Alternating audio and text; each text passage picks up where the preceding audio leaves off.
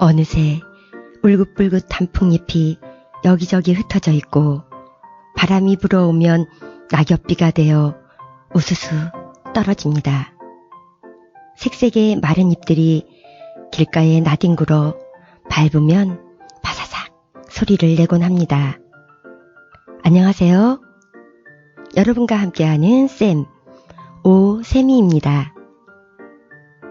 2020년은 코로나가 바람을 타고 휙 날아오더니 온 세상을 뒤죽박죽 만들어 놓고는 언제 다시 지구 밖으로 슝 가버리려나 기다리다 다들 지쳐가는 것 같습니다.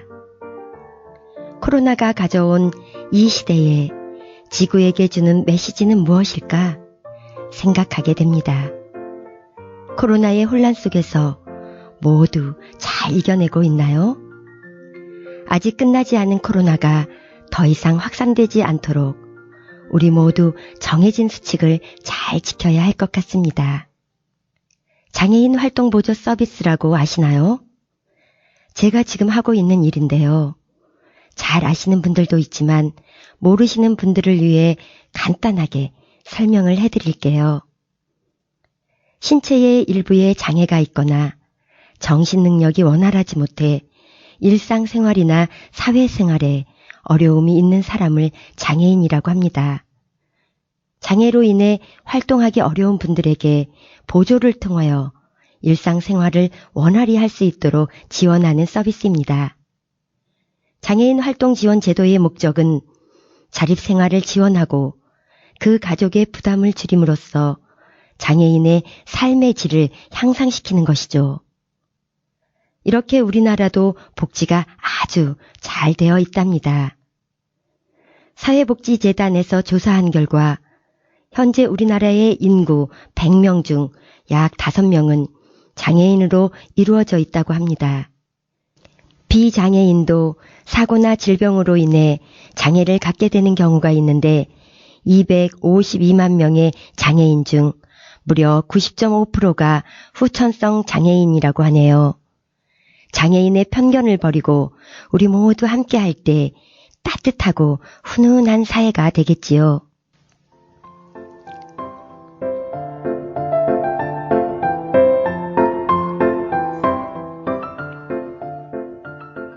제가 학창시절 아버지를 따라 장애인 시설이 있는 곳에 처음으로 갔던 때가 기억이 납니다.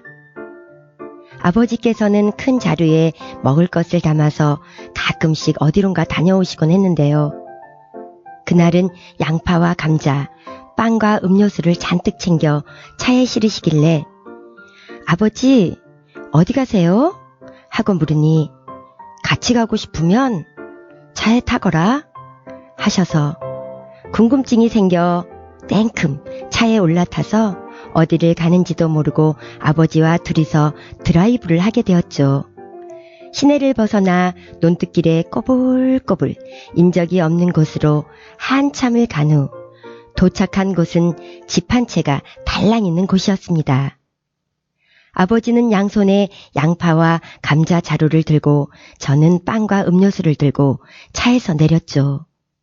3-4마리의 개들이 짖어대며 아버지를 반겨주었습니다. 저는 무서워 아버지 뒤에 숨어서 조심스레 들어갔죠. 어떤 아저씨가 있었는데 지금 생각하니 그곳의 원장 선생님이셨던 것 같아요. 혼자서 일을 하고 계셨는데 아버지와 반갑게 인사를 나누었습니다.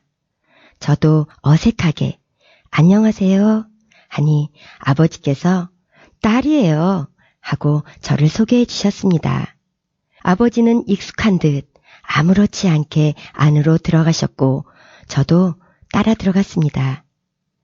거실인 듯 보이는 곳엔 소파와 탁자가 있었고 옆으로 음식을 만드는 부엌이 있었습니다. 안으로 들어가니 방이 있었는데 5명 정도의 여자들이 앉아 있었고 아버지는 그분들과 인사를 나누시고 또 옆으로 들어가니 더 큰 방엔 남자 8명 정도가 있었습니다. 아버지께서 별일 없느냐고 일일이 안부를 물으시길래 저도 안녕하세요 인사를 하고 나서 아하 아버지께서 여기를 오셨던 거구나 하고 그동안의 궁금증이 풀어졌습니다. 저는 신기해서 이것저것을 둘러보았죠. 집은 낡고 허름했지만 그래도 비교적 깨끗했던 기억이 납니다. 지금 생각해보니 아마도 이곳에서부터 저의 인연은 시작되었나 봅니다.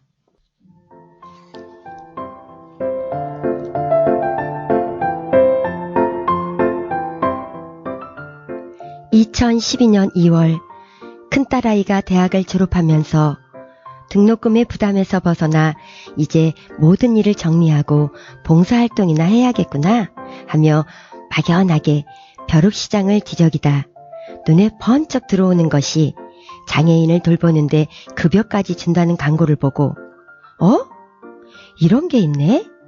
하며 바로 전화를 했죠.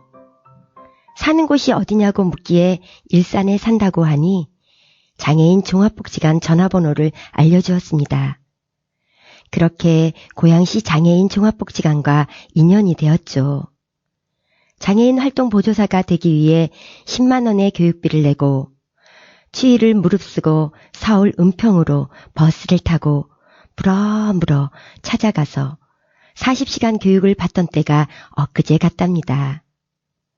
그렇게 수료증을 받고 실습도 마치고 두근거리는 마음으로 처음 만난 친구는 자폐가 있는 6학년 남자아이였습니다.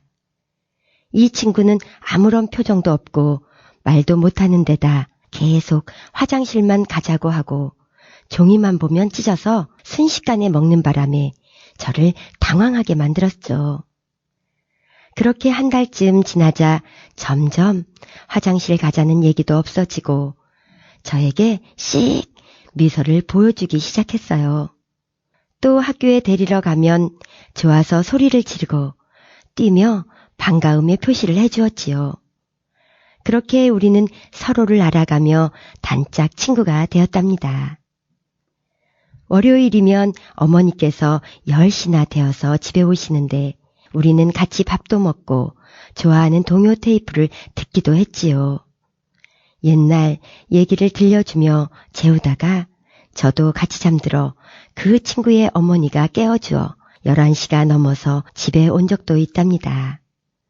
또 수요일이면 학교 끝나고 걸어서 저의 집으로 와서 과일도 먹고 과자도 먹고 컴퓨터도 하고 놀다가 복지관에 가서 체육활동을 하고 복지관 셔틀버스를 타고 그 친구의 집으로 가곤 했지요. 이 외에도 아주 많고 많은 추억이 있답니다.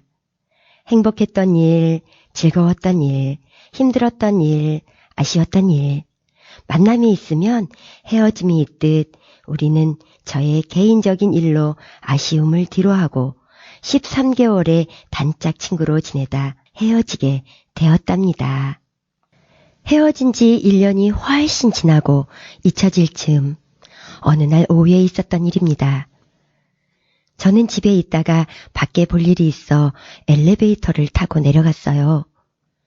1층에서 문이 열리자마자 보이는 건 그 친구였습니다. 순간 여기 올 리가 없지. 내가 잘못 봤겠지? 비슷한 아이일 거야. 하며 지나쳐 몇 발자국 가다가 설마 하며 다시 뒤돌아서 보니 세상에 그 친구였습니다. 이름을 부르며 다가가니 옆에 계신 그 친구의 새로운 활동보조 선생님이 이 아이를 아느냐고 물었습니다. 복지관 가는 길인데 갑자기 뛰어서 보조 선생님도 영문도 모른 채 같이 뛰어 저희 집 아파트 현관에 들어왔다고 합니다. 아무리 나가자고 얘기해도 꼼짝을 안 한다고 했습니다. 그래서 활동보조 선생님이 그 친구의 어머니께 전화해서 저희 집으로 오는 중이라는 말을 듣고는 저는 갑자기 멍한 상태가 되어버렸죠. 저는 정신을 차리고는 안아주며 밖으로 나가자고 말하니 바로 저를 따라 나오더라고요. 우리는 그렇게 1년이 훨씬 지나서야 우리 집 엘리베이터 앞에서 또 어머니까지 만나 인사를 나누었지요. 어떻게 1년이 지나갔는데 비슷한 아파트들 중에 정확하게 우리 집 아파트 현관문에 들어와서는 꼼짝 안 하고 나를 기다렸던 그 친구를 생각하니 너무나 마음이 아프고 그 친구에게 미안하기도 하고 머릿속이 복잡해졌습니다. 그 뒤로 그 친구의 활동보조 선생님은 그 친구와 다닐 때는 우리 집 앞쪽의 길이 아닌 다른 길로 다니고 있다는 얘기를 전해 듣고는 또 한 번 마음이 아팠죠. 그때 그 시간에 그 친구는 우리 집 엘리베이터 앞에 있고 약속이나 한 듯 그렇게 타이밍이 맞아떨어진 것도 신기하기만 하답니다. 제 인생에 아마도 제일 가슴 아픈 추억이 아닐까 생각이 드네요. 이 글을 쓰며 그 친구는 지금쯤 성인이 되어 건강하게 잘 지내고 있겠지요? 오늘 더욱 보고 싶어지네요. 그 친구의 행복을 바라며 이선희의 인연 듣고 여기서 인사드리겠습니다. 다음 시간에 다시 만나요.